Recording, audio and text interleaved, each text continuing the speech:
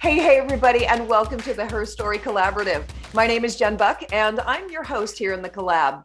Now, I'm all about advocating, activating, and amplifying high-performing women, and that's what the HERstory Collaborative is all about. Trailblazing women who are changing their little corner of the world. Now, my next guest is Tollisha Joseph, and I got to tell you, I am so excited about talking to Tollisha because we've been buzzing her on social media for quite a while now, and she is a heavy hitter. You are going to love her.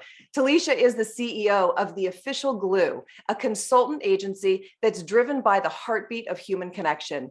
She's turned her frustration around professional networking into a successful business that teaches individuals the art of effective networking and how to leverage their network to increase visibility and revenue for their companies. She's discovered the art of understanding how to build effective professional relationships and is teaching others how to become master networkers. We all know that the better we are at mastering the art of networking, the more yeses we'll receive within our businesses. So I guess the question is, are you all ready for some Tollisha? And are you ready to say yes to getting on the yes side of your business? So welcome to the collab, Tollisha. Thank you so much for having me, Jen. That was absolutely amazing. And I've listened to a few of your podcasts, and I know that women are always blown away by the way you intro them. And I'm like, girl, it feels good, doesn't it? It makes you feel good. Yes. It makes you feel good when you hear somebody talk in high esteem about you. Yes. It really does. It's a confidence booster. It's like, yes. You know, we get so used to saying our own stuff all the time that it kind of blows us away when other people talk about us. So, man, it was impressive. I can hear that every day and be happy. I know, right? And maybe that's the answer for a lot of us is to be able to know who we are and read our bios or, get in that space. I mean, we've been hearing about forever stand in front of a mirror and do your affirmations. So I think there is definitely something here because it does get you kind of jacked up and excited, it just like pumps the energy. And so I love that. Which is part of the networking gig, right? It's kind of a little bit about what I teach because part of that is how do we get people to do this for us regularly? Yes. How do we get people to talk about us so we can talk less about ourselves? Yes. Everybody gets creeped out about talking about themselves. It's like when someone asks you, well, tell me about you. You're like, well, let's not talk about me. Let's talk about you, right? Yes. Yes. So the object of the game is getting people to talk about you more so that you can now talk about somebody else.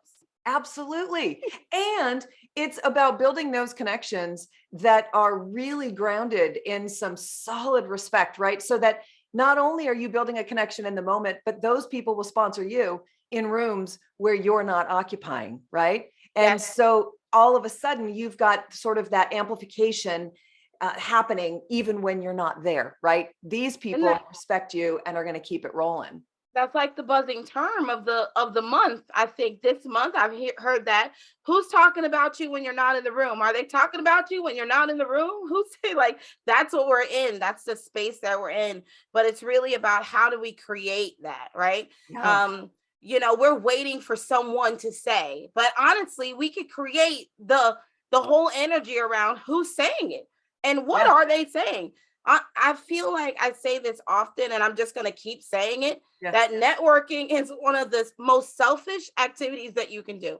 It really is. It's the only space in the world where you get to control what happens around you.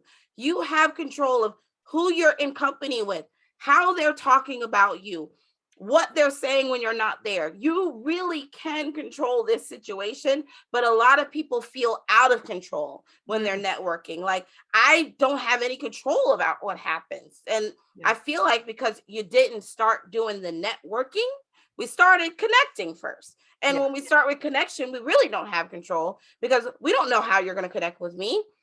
We don't know how you're going to resonate with what I'm saying.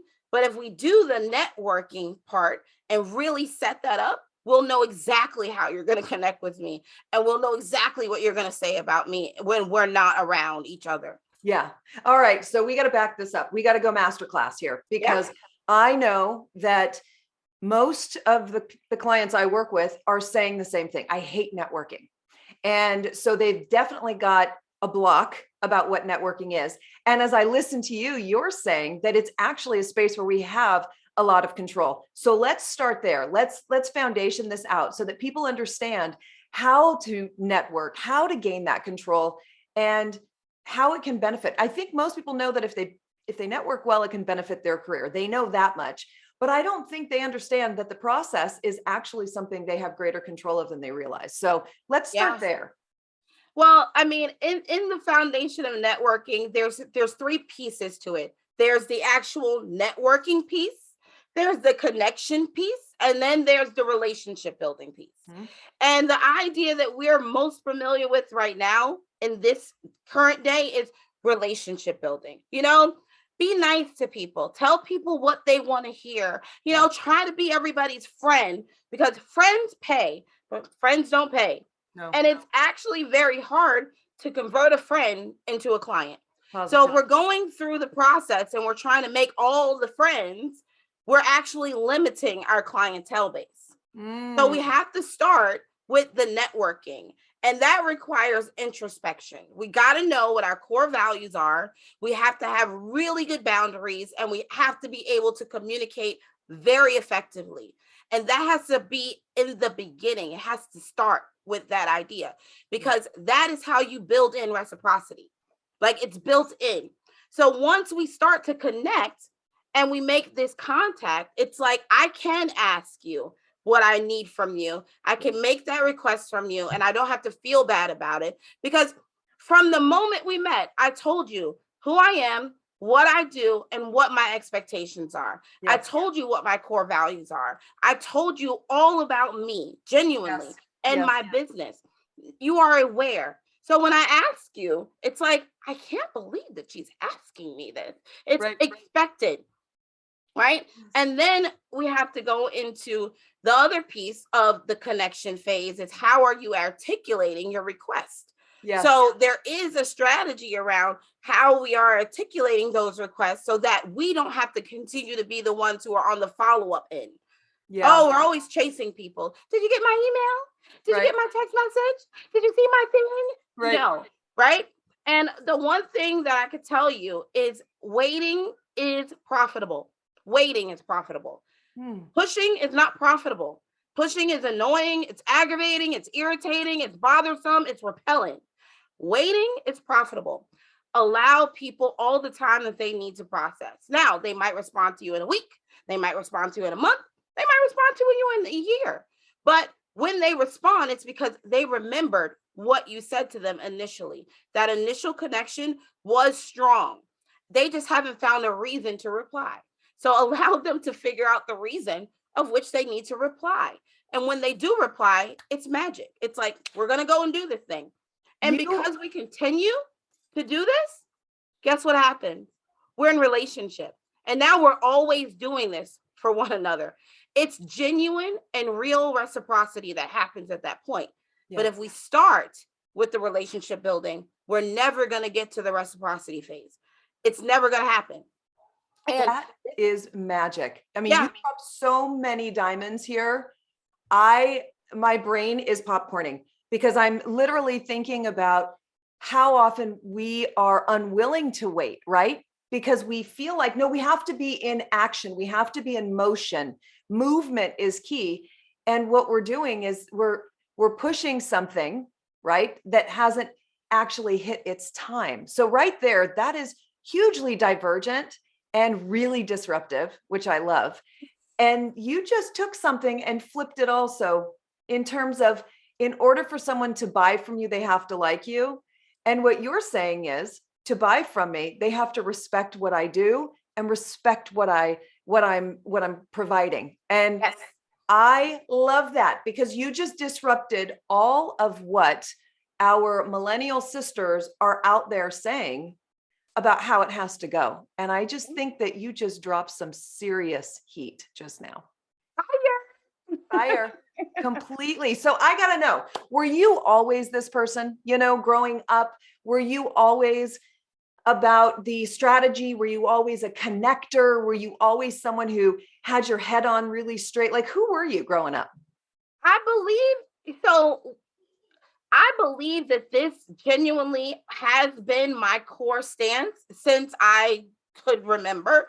I just didn't recognize it. Mm. Right. So I would depend on my talents.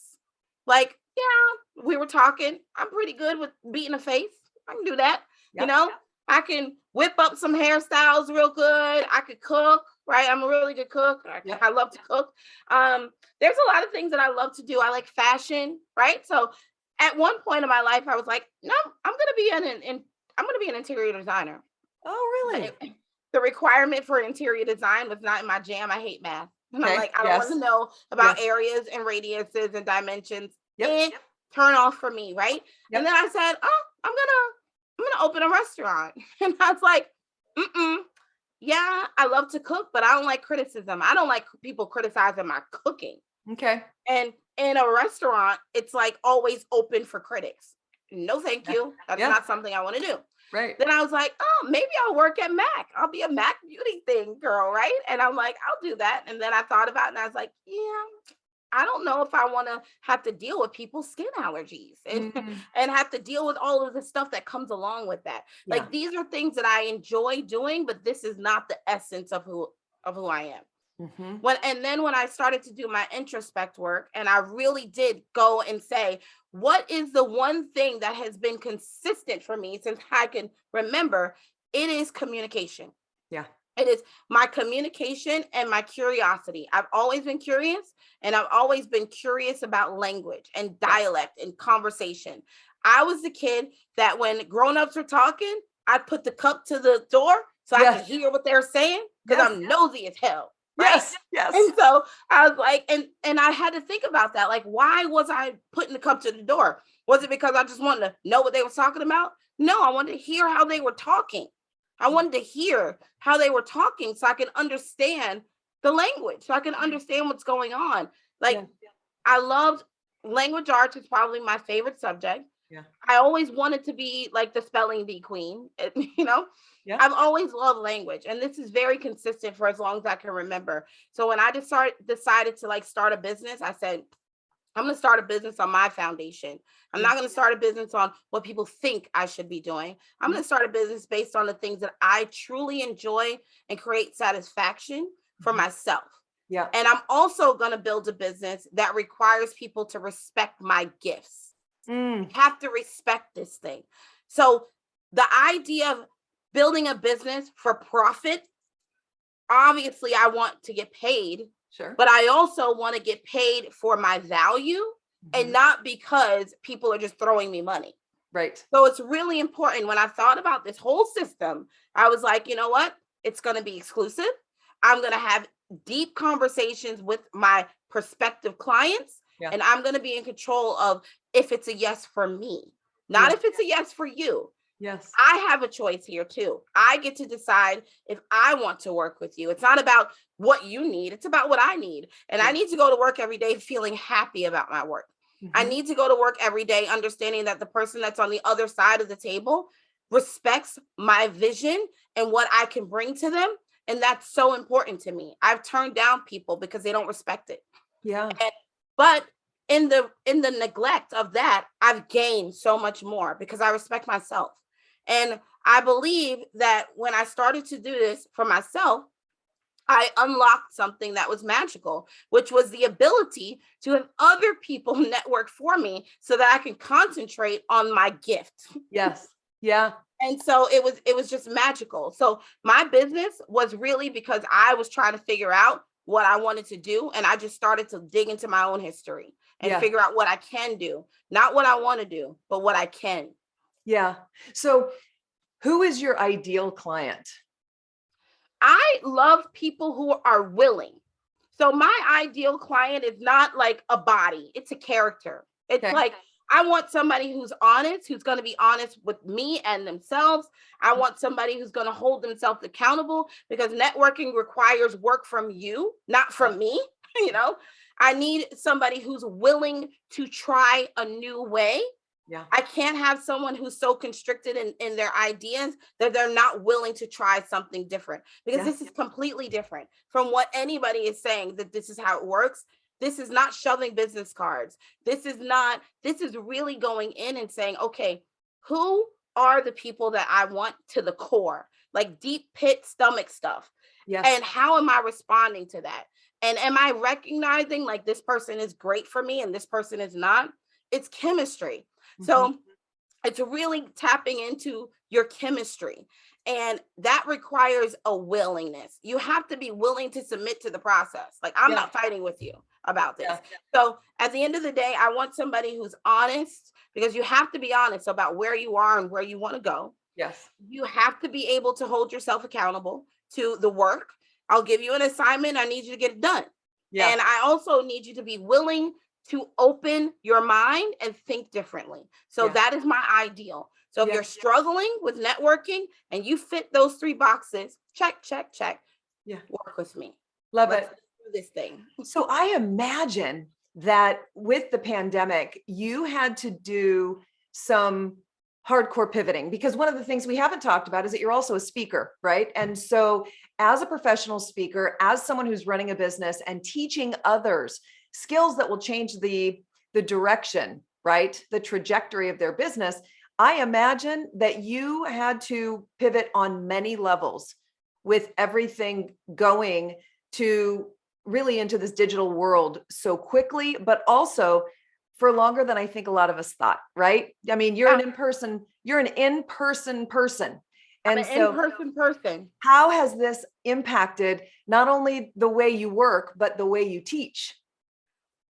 I feel like in the beginning, I felt like it was going to impact me. Like, I really was like, how am I going to do this? I built a whole structure of going to coffee shops and meeting with people and reading their body language and doing all that stuff. So I really felt like, ooh, I don't know, like my business is going to die, because how are we going to network without being in person? How does that work? Right. But then I realized when I went back to the core, the underlining factors, like this can work anywhere. Mm-hmm. Like this works on social media, this works on Zoom, this works on, because it has less to do about how close we are. Right. You know, it has everything to do about how close we are in our heart. Like it's heart centered, it's chemistry. Mm-hmm. So it's about energy and less about, are we in the same sphere? Yeah. Because, you know, I'm feeling like my business has transcended me because I was open to the pivot. Yeah. Right. And this is why the open mind is a requirement, because I had to even open my own mind about my own business and say, well, and I told you earlier, I had a live stream series called Small Talk, which honestly, that is when I started to say, I'm a speaker. Right. And now I just added some more levels to my business. My business just leveled up because of COVID. Mm-hmm. And I started just sharing my message with everybody and going on podcasts and doing interviews and all types of stuff. And so it was great. But in that moment of that pivot, that one small decision to say, I am going to start something and I'm going to create my own stage because I'm curious, right? This thing of childhood, the curiosity factor. I'm curious about how other people are managing right now in this time. Sure. So I want to talk to other small businesses about, what are you going through? Like, how are you pivoting? What is happening with you? Are you feeling dead and lost and you can't find your way? Like, what's going on? Let's talk about this stuff. And through talking about their stuff, I really unveiled a lot of stuff about how my business can catapult. I revealed problems that I could probably solve because I was hearing them, because I invited people to have conversations with me. Yeah. So the pivot for me was less about, oh my God, this is going to impact me. I think I was just like, I'm just curious. Yeah. And that was as simple as it was. I was like, I don't know what I'm going to do, but I'm just curious about what everybody else is going to do. Yeah. So let's just figure out what everybody else is doing. I don't know. And now we're in a whole nother sphere of like talking to people, doing interviews, getting hired to MC, going on speaking engagements, like all these other things have happened because I just was like, what are you doing? Yep. And you also live from a place of yes, which I love that you trust, right? You trust that yes. And you understand that saying yes is expansion. I mean, no matter what, yes is expansion. And so I love that you're willing to accept that and step into that, because it's that unknown, right, is really scary, especially when we've all had so much uncertainty that it feels like uncertainty has been forced on me and now you want me to choose it also. It can be scary for people. It totally is scary, but I feel like it's always been scary. Like this is not the first time in our lives that we've had uncertainty. This is not this huge challenge. And in my view, this is not the biggest challenge of my life. Like COVID is not the biggest challenge of my life, And so when I think about it in scale, and I'm like, am I going to allow everybody else's idea around COVID affect how I feel around it? Because in scale, this is not the biggest challenge of my life. Right. I could definitely handle this, right? Yeah. And I could definitely make something out of nothing, because I've been making something out of nothing for a long time. Yeah. Right. Yeah. And so it's okay. Yeah. And for me, it's like, it's okay. And I think the one thing that really was disheartening in the COVID, the highest point, was when you told people, it's okay. Like, I'm feeling great. And they're like, I can't believe that you would say that you are having a great time during this. How could you not? I'm like, because I'm not in the mindset of letting this thing defeat me. Yes. That's how I could not. I'm just not in a defeated mindset. So you can be defeated, which is fine for you, but it's not fine for me. And I'm not going to allow you, here we go, the respect. I'm not going to allow you to impose your defeat on me because you're feeling crappy about it. That doesn't mean that I have to. Yes. Yes. Oh my gosh. Yes.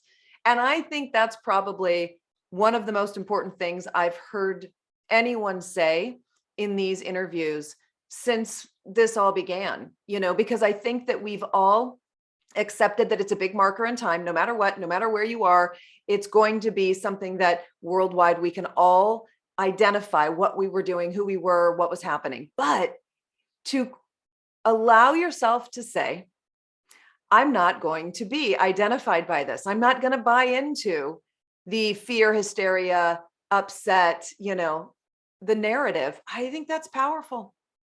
I think that's like beyond powerful, because you're right. It's not the worst thing I've ever dealt with on any level. It definitely is not. It's not the worst thing. And I think if we think about the positives of this, like there's so many great things that have come out of COVID. Sure. So many great things. Okay. This podcast interview is a great thing that came out of COVID, because we would never know each other if COVID didn't exist. That's right. There's a lot of connection that happened because of COVID. And I think people want to be so closed in the idea that COVID was the best thing that could have happened for our nation. Maybe not the best thing that could have happened for you individually, but abroad. I have talked to people in India. I've never been to India, but I've had a conversation with someone over Zoom in India. I think I've traveled the globe within the last year through Zoom conversations. Sure. Most of my clients don't even live in my local sphere.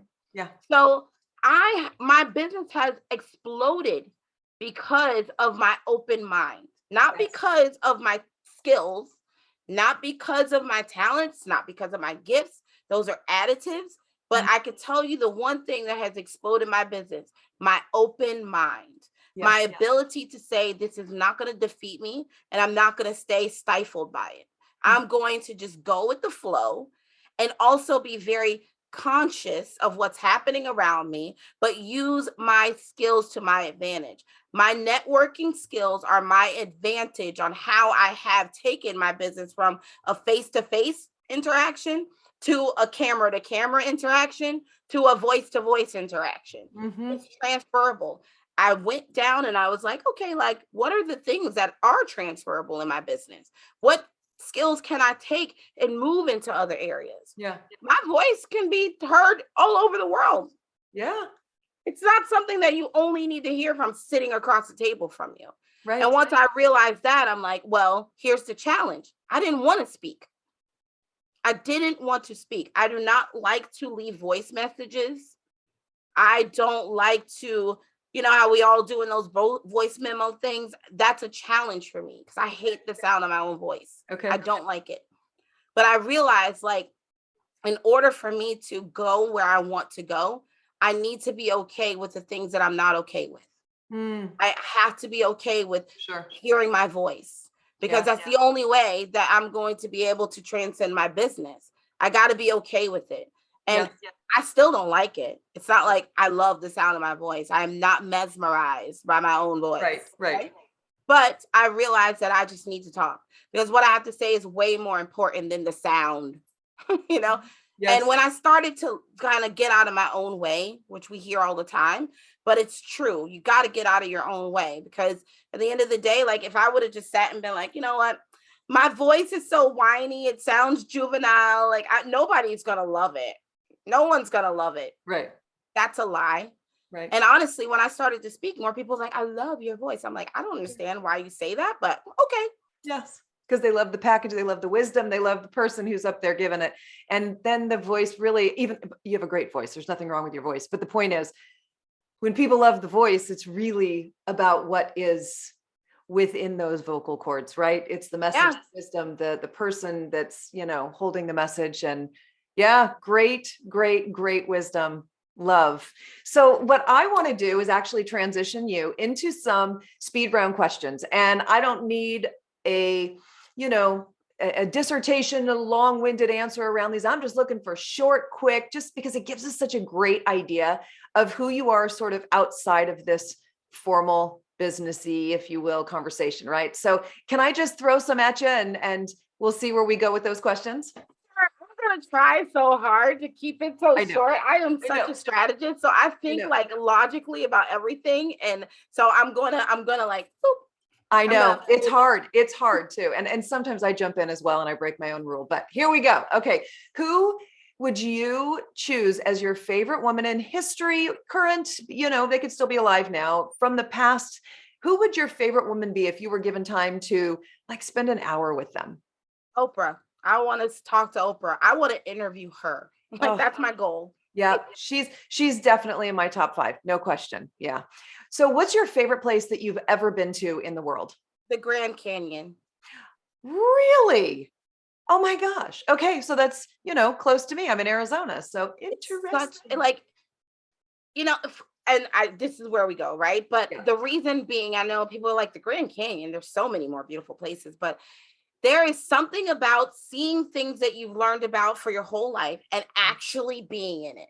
Yes. And the massiveness of that hole in the earth makes you think about Earth and like how powerful the earth is. Yes. Because to see it in a book is like not real. But when you're there, I felt like I could touch the clouds, how high it was, how deep it was, how wide it was. It makes you think about your life. It does.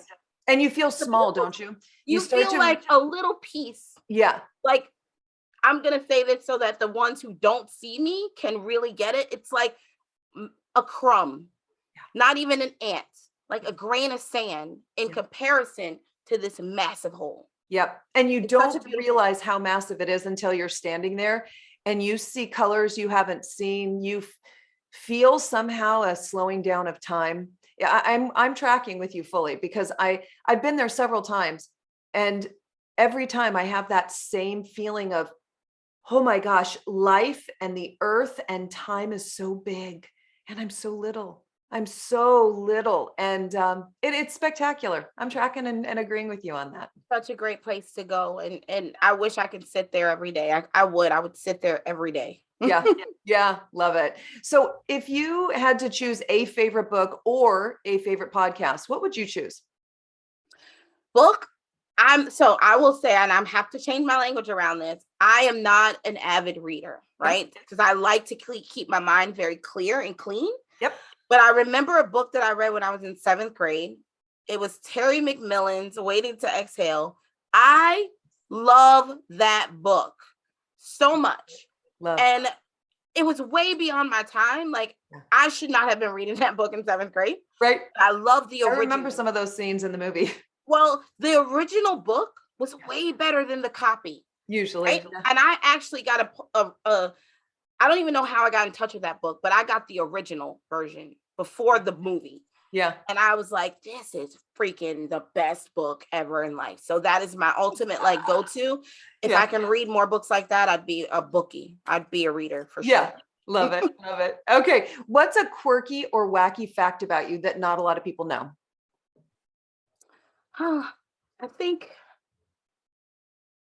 I don't really know because I don't really have many things about me that people don't know because I'm such an open book. Yeah. I'm like the one who just tells everybody most things. Yes. So yeah, I don't really know what my quirkiness is. That's okay. Yeah. I Yeah. thought about that question a little bit and I'm like, I don't know. That's funny. If you could have a superpower, what would it be? Um, this is crazy. My kids always ask this question. I pick invisibility. I really do. And Of course, it goes with your little listening and curiosity thing. Oh, that I makes want to be a fly on the wall. I want to be a fly on all the walls. So if I could be invisible, it'd be great. Yeah. Yeah.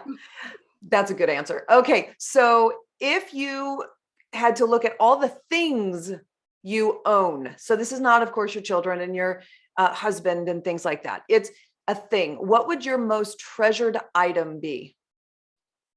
Well, I have like three. Okay. So I have three and I love cards. So I keep all of my cards and those are treasures to me. I feel like if my house blew up and caught fire, I'd be so sad that I lost my cards. My bracelets, which are kind of breaking every day, but my mom got like these have been in my family for years and she was sick and she divided them. So she gave half to my sister and half to me. So I always felt like if I took them off, bad things would happen. Like they mean so much. And recently, my wedding ring, my marriage set means a ton to me because my husband is such an amazing human and he really put a lot of thought into the whole process. So looking at it reminds me of the engagement day, the feelings, like I get all the feels looking at it. So it's important. I love that answer. Such a good answer. So you are walking on stage. You've got 50,000 people in the audience who are there to hear your wisdom. What is the theme song that you are strutting on stage to? It's so funny because I love this song and I'm like, it's so inappropriate. I love it. Good, I want to hear. Ever I had that moment, it would be Cardi B Money. I love that song. It gets me so crunk and I'm like, yes, all we really need is money. That is so fantastic. I love that. That is hysterical. I love it. And yes. Okay. So what is one big thing you want to accomplish in your business before you're done? Like before you lay down the whole working side of your life to just chill out and retire. What's one big thing you want to accomplish before you're done? The biggest thing that I really want to accomplish, and I think at some point it was like, I want to be a TED speaker. That was like the ultimate dream. I think my dream has really expanded to the mission. And I really want to create change. So I won't lay down my hat until I feel like my kids are okay to be in the workforce and be respected. So once they're in the workforce and I see that they're getting respected, not for their looks, but for their brain and their intelligence, I could really be like, okay, my work is done. Yeah. I love that. All right. What's the best word to describe you? I feel like the best word to describe me is probably assertive. I feel that word. I feel like that's who I am. I'm very add one to it. Yeah. Tollisha, you're a powerhouse. Oh, and that's not being cliche or cheeky. You're a powerhouse. And it's in your writing, it's in your energy, it's in your command, your assertiveness. You're a powerhouse. And I know that that's hard to say about yourself, but I hope that at some point you will own that because you are a powerhouse. Like it's just that. Yeah. And I haven't said that to someone I don't believe on this podcast. I might have said it later after I got to know them, but you are a powerhouse. You are love that. Yeah. I receive it. I totally will take it. You're amazing. So last question, finish this sentence. When I'm really, really old, I hope to see. When I'm really, really old, I hope to see a world that really cares, like genuinely cares. Like I hope that we do get to a place where people are just lacking the vanity and really do genuinely care about each other. I want that. I genuinely want that. And I think that's the root of all of this. Like, I just want people to care a little more, ask a little more questions, be more curious about where people come from and what their ideas and perspectives are. Don't be so jaded in your own mind, like open your brain and start thinking. Yes. Amen. Absolutely. So Tollisha, you got to tell people where they can find you. So handles, websites, events coming up. What's going on? How can people find you? So I'm going to say this and you're like, why would you say that? But I'm going to tell you, I had another podcast and we were talking about names. And I was like, okay, well, the fastest way to find me is type in my name. My name is not Jen, so it's not common. Right. It's a one-off name, which is a special character, right? Unique thing. Maybe that's the unique and quirky thing, my name. So you can just type in Tollisha Joseph, Tollisha, and everything that I have will pop up. It really is that simple. And the most places I hang out is I'm on Clubhouse. So I have a club on Clubhouse, the official glue. We have conversations about all things. We got meditation rooms. We got impromptu little pop-up conversations. We have branding rooms. We have rooms on chronic illness. We got rooms on Wix websites. We got rooms on energy check-ins. We got rooms on everything. So pick whichever one fancies you and just join those conversations. Yes. And finally, I'm going to be doing something here in Florida because I'm in Florida. And in Sarasota next month, we're doing a Florida Creative Conference. I'll be speaking there. I'll be getting everybody on the yes side. So if you want to be a part of that experience, just tap into me. If you message me anywhere, I probably will respond because I am a responder. Yes, you are. And I just want to connect. Love it. How many people are in your community on Clubhouse? Because you got a big following there. Well, so the short story is I was doing another room for another group and I have like 8,000 or some followers. But then when I decided I wanted to do this, I was like, I'm going to start clean. So I'm really excited to say that we have like 250 members in my club. Yeah. But we've only been open for 4 or 5 weeks. Oh, I didn't realize that.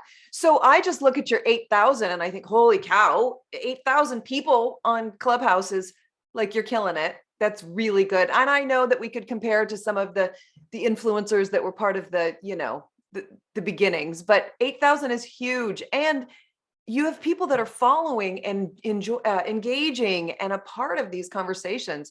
And that number is going to grow. I didn't realize that yes, I did, because we talked about the opening of your club in one of our chats. Yeah, that's right. It was recently.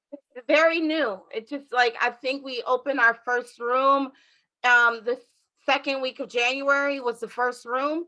And so we've been running it ever since then. And it's been fabulous. We're doing a book club on Monday nights. So we're reading this amazing read, Ask for More. It's really good. And so we're doing some stuff in there, but I'm excited about this because it's organic. I'm not forcing anybody to be a part of this community. I want people who genuinely want to be there because that's the difference. The numbers don't matter. Like 8,000 people are great to have. I'm so excited that everybody chose to say, I want to hear more about what you're doing. I want to be in your sphere. But I'm really interested in the people who genuinely want to be there. The willing participants is what I'm really seeking. I'm seeking those people who are fired up by everything that we have to offer. And I'm creating a space where people can get excited about what they have to offer. So it's like a twofold thing for me now. It's more of a creation in Clubhouse. Awesome. Well, everybody that is tuning in, you've got to connect with Tollisha. She's got really powerful content. I can tell you firsthand, she gets me thinking. And when I start thinking, she definitely prods the bear too, like to get me talking about it and walking through it and acknowledging. So it's not just posting and ghosting. She's definitely there pushing you to think deeper and step into that. And that's what I appreciate, right? It's easy to just ha ha ha on someone's post, but when you have someone who's putting that much thought and time into it and then pulling you into your deeper thoughts, I just appreciate it so much. And you truly, truly are one of my favorite people on social media. I enjoy you so much. I enjoy your brain so much. I enjoy your just sass and strength. Like I just adore you. And I'm so glad that we got connected. So thank you for being a part of all this. because I'm like a fan. I'm a girl fan for real. I like your stuff too. And Mm. that's the beauty of networking. And when you do it in a genuine space and it really comes like from the core, there is this level of genuine appreciation for the work. Yeah. And when you get to that space, that is when reciprocity absolutely lives, because there is this thing about when you are at a level of genuine appreciation for the work. There is no leveling up. There's no like, I want to one up you. It's like, I appreciate what you do. And I'm so appreciative that you appreciate what I do. So I am so grateful that I was able to share this conversation with you and all of the people who will hear this. Awesome. Awesome. And I just want to, before we wrap this up, I want to make sure that I give a shout out to the sponsor of this show. Lillian Sue with In Retrospect Writing and PR Services is a longtime PR coach and publicist who is focused on empowering people to reach their fullest potential and become global industry leaders. Through her strategic personalized coaching program, in-depth PR course and campaign, Lillian is dedicated to helping creative entrepreneurs build strong and healthy PR mindsets and gain the actual confidence to launch successful PR campaigns. She believes that education is the key to empowerment and helping creative entrepreneurs achieve worldwide recognition and brand awareness. So if you're interested in connecting with Lillian Sue, you can find her at inretrospectwritingservices.com. She's amazing. She is someone who knows her stuff, and she is working with big brands to help them get big eyes on their product and services. So all that to say, thank you, Tollisha. You are amazing. Tollisha Joseph, everybody go and find her. And I guess we'll just see each other on one of these social platforms we're now connected on, right? Absolutely. The conversation doesn't end here. That's right. It continues. Hey, listen, have a great rest of the day, and we'll talk soon. All right. Thank you so much. Bye, everybody.